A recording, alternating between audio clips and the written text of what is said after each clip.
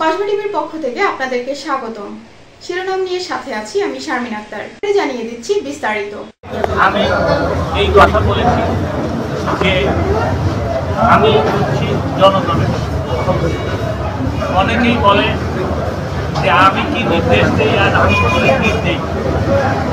আমি আমার এলাকাবাসীকে পরিষ্কারভাবে বলেছি যে নির্বাচন সুষ্ঠু হবে এবং নির্বাচন কমিশন যারা কর্মকর্তা তারা আমাকে আশ্বস্ত করেছেন যে নির্বাচন সুষ্ঠু হবে। আমার জনগণকে আমি বলেছি তাদের পছন্দ মতো ভোট দিতে।